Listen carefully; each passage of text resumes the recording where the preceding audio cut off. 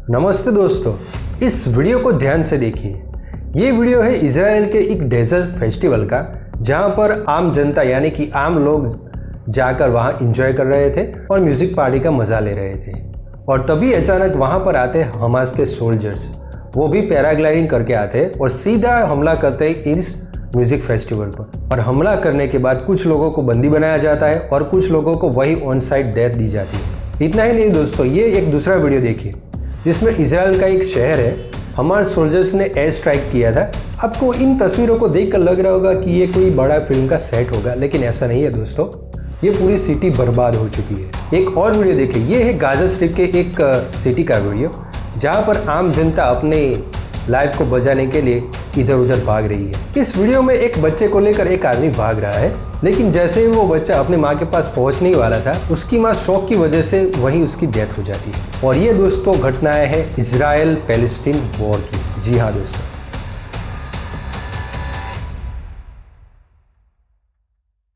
दोस्तों 7 अक्टूबर की सुबह तकरीबन 6:30 बजे जब इजराइल के सभी जनता सो रही थी, तब अचानक से एक इमरजेंसी अलार्म बज उठता है और सभी लोग जान जाते हैं कि ये एक इमरजेंसी है। लेकिन सिविलियंस को नहीं पता था कि ये कितनी बड़ी इमरजेंसी है। जैसे ही लोग अपने बंकर्स में छुपने जा रहे थे, उसी वक्त तकरीबन हमास के मिलिट्री की तरफ से यानी कि गाजा स्ट्रिप से तकरीबन 5000 रॉकेट्स 20 मिनट में इजराइल पर छोड़े गए।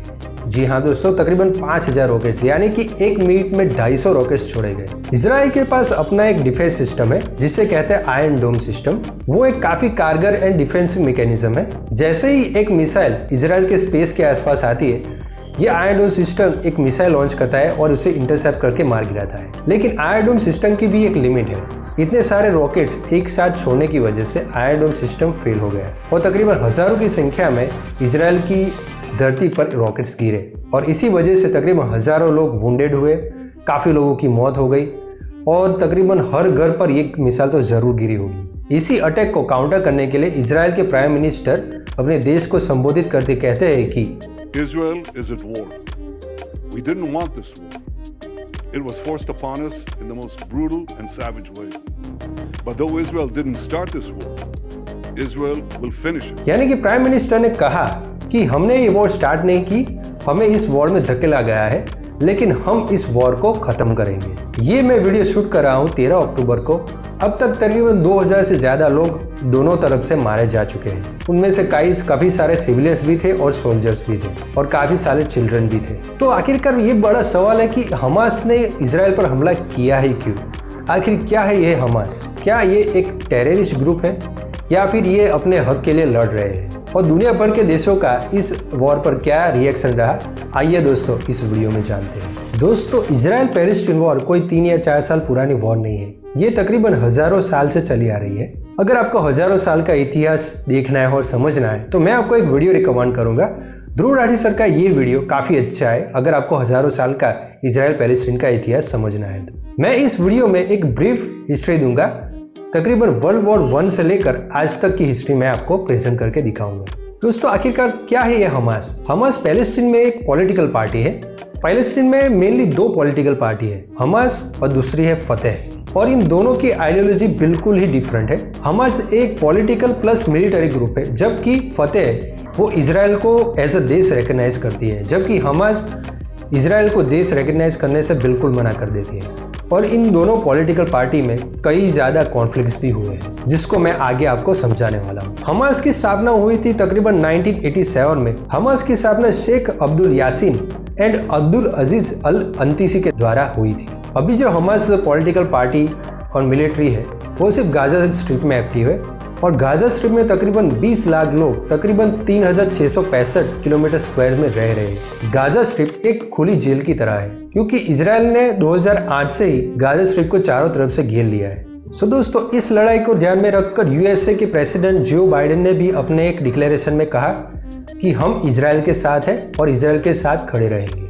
काफ़ी सारे देश ऐसे हैं जो कि हमास को एक टेररिस्ट ग्रुप कहते हैं और कुछ देश है जो हमास के सिर्फ मिलिट्री विंग को टेररिस्ट ग्रुप कहते हैं। हमारे देश के प्रधानमंत्री नरेंद्र मोदी जी ने भी ट्वीट करके इजराइल की तरफ अपना झुकाव दर्शाया है। लेकिन इंटरेस्टिंग बात यह है कि इंडिया का स्टैंड पहले से ही पैलेस्टीन के साथ था। अगर आप हिस्ट्री में देखेंगे तो इंदिरा गांधी, अटल बिहारी वाजपेयी, मनमोहन सिंह, इन सभी पूर्व प्रधानमंत्री ने पैलेस्टीन की ओर अपना झुकाव दिखाया था। हमारे भारत ने जो इजराइल में भारतीय लोग फंसे उनको बचाने के लिए एयर मिशन लॉन्च किया है, जिसका नाम है ऑपरेशन अजय।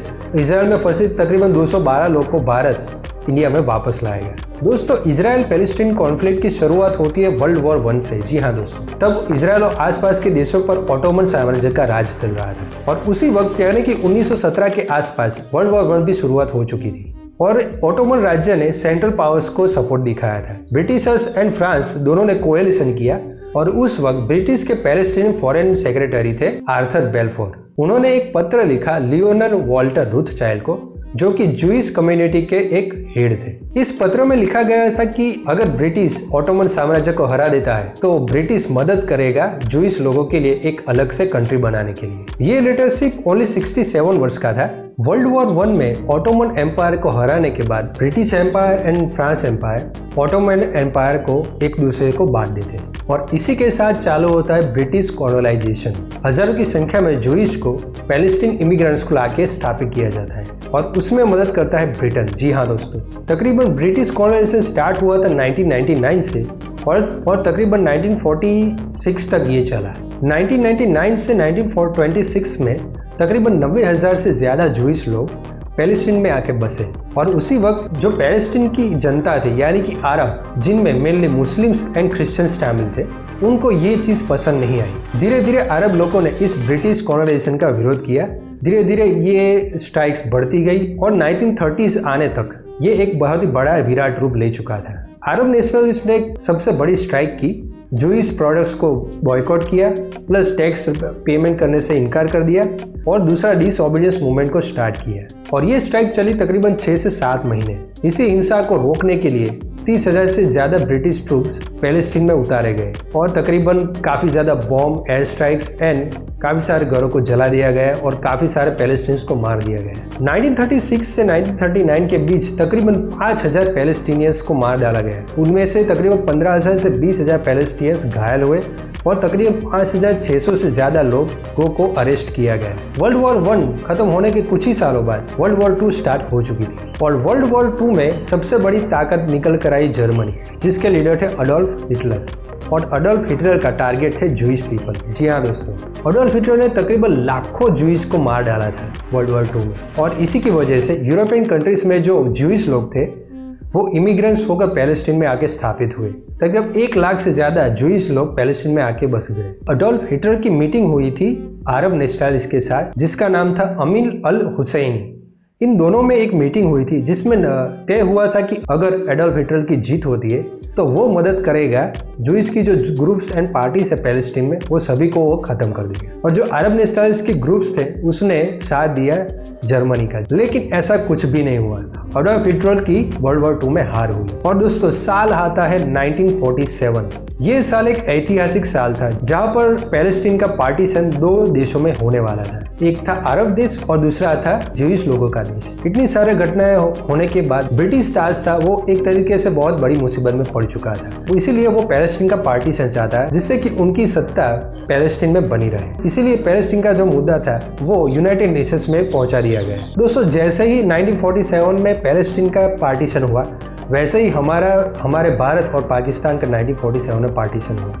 लेकिन लकीली हम बच चुके क्योंकि भारत पाकिस्तान का जो पार्टीशन का मुद्दा था वो यूनाइटेड नेशंस में नहीं गया। अगर हमारा पार्टीशन यूनाइटेड नेशंस में जाता तो आज जो हमारा भारत है वो ऐसा नहीं, बिल्कुल ही नहीं होता। और ब्रिटिश एम्पायर अच्छी तरीके से जानता है कि यूनाइटेड नेशंस में पार्टीशन होने के बाद क्या होने वाला था। 15 में 1947 को पार्टीशन प्रपोजल किया गया यूनाइटेड नेशंस की तरफ से। अरब देश को जमीन दी गई तकरीबन 11,000 स्क्वायर किलोमीटर की, जिनमें थोड़े बहुत जूइश पीपल शामिल थे और दूसरी तरफ जूइश पीपल को तकरीबन 15,000 स्क्वायर किलोमीटर की जगह दी गई, जिनमें काफी ज्यादा अरब पीपल थे। और जो यरूशलेम का हिस्सा था उसे यूनाइटेड नेशंस के अंदर रखा गया। दोस्तों, इस पार्टीशन को ना तो अरब्स ने माना ना ही जूइश लोगों ने। जूइश लोगों ने आर्ग्यूमेंट किया कि उनकी जो होली प्लेस थी यानी कि जेरूसलम, उस प्लेस को जूइश लोगों से अलग कर दिया गया। और अरब्स लोगों की मांग थी कि ज्यादातर अरब पॉपुलेशन थी वो जूइश लोगों के अंदर जा चुकी थी। लेकिन फिर भी 29 नवंबर 1946 को यूनाइटेड नेशंस की जनरल असेंबली मिलती है और पार्टीशन को अप्रूव किया जाता है, जिसमें 33 देश ऐसे थे जिसे इस पार्टीशन को अप्रूव किया, 13 स्टेट्स ऐसे थे जिसे इस पार्टीशन को खारिज किया और 10 देश ऐसे थे जिसने अपने वोट को एब्सटेन कर दिया।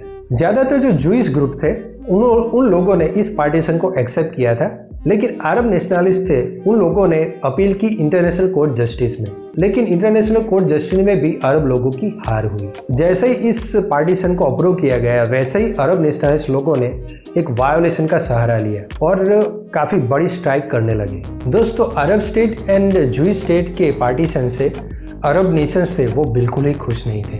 धीरे धीरे अरब लोगों के जो प्रोटेस्ट थे वो वायलेंट होने लगे और प्रोटेस्ट काफ़ी बड़े होने लगे और हिंसा भी काफ़ी ज़्यादा हुई। लेकिन 1948 में जूइश स्टेट के जो हेड थे जिसका नाम था बेन गुरियन, उन्होंने स्टेट ऑफ इजराइल का डिक्लेरेशन कर दिया। जी हाँ दोस्तों, 14 मई 1948 को स्टेट ऑफ इजराइल की स्थापना हुई और इसी के साथ इजराइल एक अलग देश बना। और इस स्थापना से तकरीबन 2 दिन बाद यानी कि 16 मई को अरब देशों ने एक फुल फ्लेज वॉर की अनाउंसमेंट की इजराइल पर, जिसमें पैलेस्टीन देश भी शामिल था। अरब देशों में शामिल थे Jordan, Egypt, Syria and Iraq. तो इन चारों देश प्लस पैलेस्टीन देश ने अकेले इजराइल पर हमला बोल दिया।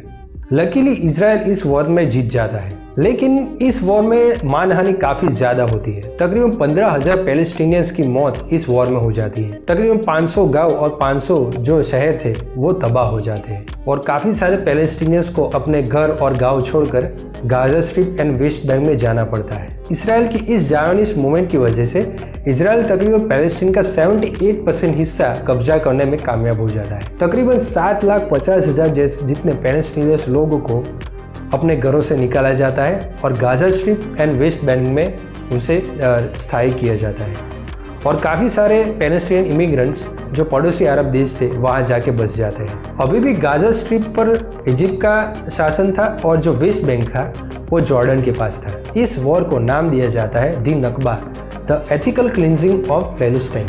इस वॉर के बाद अरब नेशंस का रुख इसराइल की ओर धीरे धीरे बदलता है और तकरीबन 1964 में पैलेस्टीनियन लिबरलाइजेशन ऑर्गेनाइजेशन की स्थापना होती है और इस ऑर्गेनाइजेशन की स्थापना इसलिए होती है कि पैलेस्टीनियन की मांग को इजराइल के साथ रखा जाए और इसी वजह से एक पॉलिटिकल पार्टी का जन्म होता है जिसका नाम होता है फतेह पॉलिटिकल पार्टी। उसकी स्थापना होती है 1965 में। फतेह पार्टी एक वॉर नहीं चाहती थी, वो नेगोशिएशन के थ्रू पैलेस्टीनियन का हक मांग रही थी। लेकिन अभी भी Gaza strip and West Bank में जो प्रोटेस्ट थे वो रुक नहीं रहे थे और जो जूइश पीपल पर अत्याचार थे वो अभी भी कायम थे। इसीलिए इजराइल ने एक दूसरा हमला किया जो कि 6 दिन का चला था।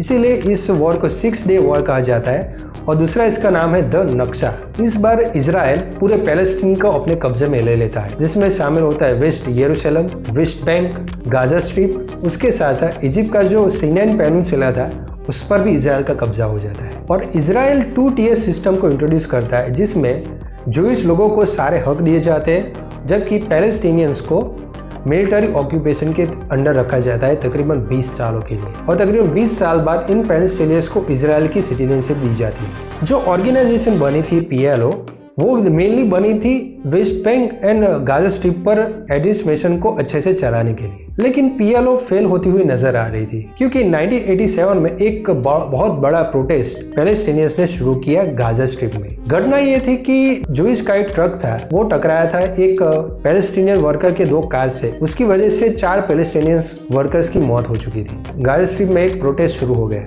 पैलेस्टीनियंस ने इजराइल के एक टैंक को कब्जे में लिया और 2 सोल्जर्स को मार डाला और 1 सोल्जर को किडनैप कर लिया। इसी का जवाब देने के लिए इजराइल ने भी काउंटर स्ट्राइक किया और तकरीबन 1000 से ज़्यादा पैलेस्टीनियंस को मार दिया गया और उसमें तकरीबन 237 चिल्ड्रन भी शामिल थे और तकरीबन 1,75,000 लोगों को अरेस्ट किया गया और इस घटना को नाम दिया गया फर्स्ट इंतिफाड़ा। और इस फर्स्ट इंतिफाड़ा का अंत हुआ ओस्लो एकॉर्ड से। जी हाँ दोस्तों, ओस्लो एकॉर्ड साइन हुआ था साल 1993 में USA की मध्यस्थी के बीच में। ओस्लो एकॉर्ड्स में पैलेस्टीन अथॉरिटी का फॉर्मेशन हुआ और पैलेस्टीन अथॉरिटी को एक सेल्फ पावर दी गई Gaza strip and West Bank को कंट्रोल करने के लिए और वेस्ट बैंक को 3 हिस्सों में बांट दिया गया, जिसमें A हिस्सा था जो आप स्क्रीन पर देख पा रहे होंगे वो 80% था, वो आता था पैलेस्टीनियन कंट्रोल में, और जो B हिस्सा था जो तकरीबन 22% था उस पर दोनों का हक था, यानी कि दोनों के कंट्रोल में था। और जो C हिस्सा था जो कि 66% था वो इजराइल के कंट्रोल में आता था। दोस्तों दूसरा बहुत बड़ा झगड़ा और प्रोटेस्ट देखने को मिला साल 2000 में, जिसे कहते हैं सेकेंड इंतिफाड़ा। उस समय इजराइल के ऑपोजिशन लीडर जिनका नाम था एरियल शेरोन, वो विजिट करने गए थे अल अक्सा, जो कि यरूशलेम में मौजूद है। अल अक्सा नाम की जगह है वो पैलेस्टीनियंस के लिए काफी पवित्र मानी जाती है, और जो एरियल शेरोन थे वो काफी ज्यादा बड़ी सिक्योरिटी के साथ वहां गए थे। उसकी वजह से वहां के जो पैलेस्टीनियंस लोग थे उन्होंने विरोध प्रदर्शन स्टार्ट कर दिया। धीरे धीरे ये विरोध प्रदर्शन वायलेंट होने लगा। इजराइल की फोर्स पर पत्थर फेंकना शुरू किया, टैंक्स पर भी पत्थर फेंके। लेकिन एरियल शेरोन साल 2001 में प्रेसिडेंट बने वेस्ट बैंक के, और इसी के साथ इजराइल ने एक बहुत बड़ा डैमेज पहुंचाया वेस्ट बैंक पर। वेस्ट बैंक पर इस सेकेंड इंतिफाड़ा के समय काफी ज्यादा पैलेस्टीनियन को मारा या पीटा गया, और जो डिफेंस सेक्रेटरी थे उस वक्त के, उन्होंने डिक्लेयर किया कि पैलेस्टीनियन को उतनी देर तक मारो जबकि उनके हड्डियां टूट ना जाए। जी हाँ दोस्तों, इतना ज्यादा जुल्म वेस्ट बैंक के पैलेस्टीनियंस पर किया गया था। काफी जूइश सेटलर्स को वेस्ट बैंक में आके उनको स्थायी किया गया और इलीगल कंस्ट्रक्शन किया गया। ऑस्लो एकॉर्ड साइन होने के बाद तकरीबन 1 लाख से ज्यादा जूइश सेटलर्स को वेस्ट बैंक में स्थापित किया गया, और यूनाइटेड नेशन ने भी इस सेटलमेंट को इलीगल ठहराया था। दोस्तों साल आता है 2004। फतेह पार्टी के लीडर थे यासिर अराफत, उनकी डेथ हो जाती है और उनकी जगह नए प्रेसिडेंट बनते हैं मोहम्मद अब्बास। और पहली बार 2006 में वेस्ट बैंक में एक इलेक्शन किया जाता है, और इलेक्शन में 2 पार्टी को शामिल किया जाता है। एक तरफ थी हमास और दूसरी तरफ थी फतेह। और सरप्राइजिंगली दोस्तों हमास इस इलेक्शन में काफी ज्यादा सीटों के साथ जीत जाती है। लेकिन हमास इजराइल को एज अ देश रिकॉग्नाइज करने को बिल्कुल मना कर देती है, जबकि फतेह एक नेगोशिएशन पार्टी थी, इसलिए वो इजराइल को एज अ देश रिकॉग्नाइज करती थी। इस इलेक्शन को खारिज किया गया, और हमास पार्टी के जो मिलिट्री विंग थी उन लोगों ने इजराइल पर अटैक कर दिया, और उसी के साथ जो इजराइल का एक टैंक था उसको उन्होंने कब्जे में लिया और कई सोल्जर्स को मार डाला। और 2007 में हमास एंड फतेह के बीच में कॉन्फ्लिक्ट शुरू हुए, और फतेह पॉलिटिकल पार्टी को गाजा स्ट्रिप से धकेल दिया गया, और अभी इस समय वेस्ट बैंक में ही सिर्फ फतेह की पॉलिटिकल पार्टी चलती है, और सिर्फ गाजा स्ट्रिप में हमास की पॉलिटिकल पार्टी चलती है। दोस्तों इस हमास हमले के बाद इजराइल ने तकरीबन 4 मिलिट्री ऑपरेशंस किए। पहला ऑपरेशन किया 2008 में, जो कि तकरीबन 25 दिन तक चला था, और इस ऑपरेशन के दौरान गाजा स्ट्रिप को चारों तरफ से घेर दिया गया, इलेक्ट्रिक फेंस लगाए गए गाजा स्ट्रिप पर, और इंटरनेशनल वेपन्स को बैन किया गया। दूसरा मिलिट्री ऑक्यूपेशन हुआ साल 2002, और तीसरा हुआ साल 2014 में, जो कि बहुत बड़ा रूप ले चुका था। साल 2014 में जो मिलिट्री ऑक्यूपेशन हुआ उसमें हमास और इजराइल के बीच में जो वॉर हुई उसमें तकरीबन 2000 से ज्यादा पैलेस्टीनियंस की मौत हुई, और तकरीबन 500 बच्चों की मौत हुई थी। और इसी के साथ हमास का जो मिलिट्री विंग था वो काफी ज्यादा स्ट्रॉन्ग होने लगा धीरे धीरे। और लास्ट मिलिट्री ऑक्यूपेशन हुआ साल 2021 में, और आज प्रेजेंट में साल 2023 में हमास मिलिट्री ग्रुप ने इजराइल पर हमला कर दिया है। और आज जो मैं वीडियो रिकॉर्ड कर रहा हूँ वो तकरीबन 6 दिन हो चुके हैं। दोस्तों ये था 100 साल का इतिहास हमास और पैलेस्टीन के वॉर के बीच का। यूनाइटेड नेशंस की एक रिपोर्ट के हिसाब से साल 2008 से लेकर 2023 के बीच में इजराइल और पैलेस्टीन के कितने लोग मारे गए वो आपको मैं दिखाता हूँ। इजराइल के लोग साल 2008 से 23 के बीच में तकरीबन 308 लोगों की मौत हुई। पैलेस्टीनियंस का नंबर ये काफी ज्यादा है, तकरीबन 6460 लोगों की मौत 2008 और 2023 के बीच में हुई। दोस्तों इस 100 साल की हिस्ट्री को जाने तो बेसिकली ये लगता है कि पैलेस्टीनियंस पर काफी ज्यादा जुल्म हुआ था, और ये मानना गलत भी नहीं है क्योंकि पैलेस्टीनियंस को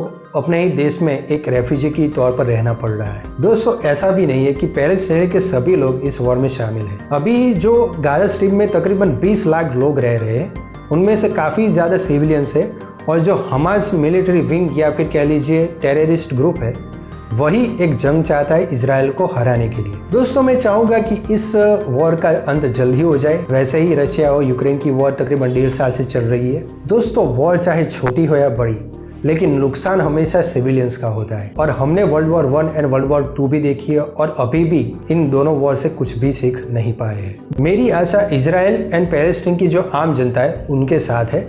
मैं चाहता हूं कि उन जो नॉर्मल सिविलाइजेशन है उनको कोई ज़्यादा नुकसान ना पहुंचे। सो दोस्तों ये था मेरा video on Israel Palestine war. मैं इस वीडियो को काफ़ी दिन पहले बनाना चाहता था, लेकिन कुछ प्रॉब्लम्स की वजह से मैं ये वीडियो नहीं बना पाया, और ये मेरा पहला हिस्ट्री पर एक वीडियो है। सो मैंने अपनी साइड से 100% दिया है कि मैं इस वीडियो को अच्छा बनाऊं। सो दोस्तों आप अपने कॉमेंट्स में लिख सकते हैं कि आप इजराइल पैलेस्टीन वॉर के बारे में क्या सोचते हैं, और मेरे लिए सजेशन भी छोड़िए कि अगली वीडियो में किस टॉपिक पर बनाऊं। सो दोस्तों, अगली बार मिलेंगे, तब तक के लिए हैव अ नाइस डे। जय हिंद, जय भारत।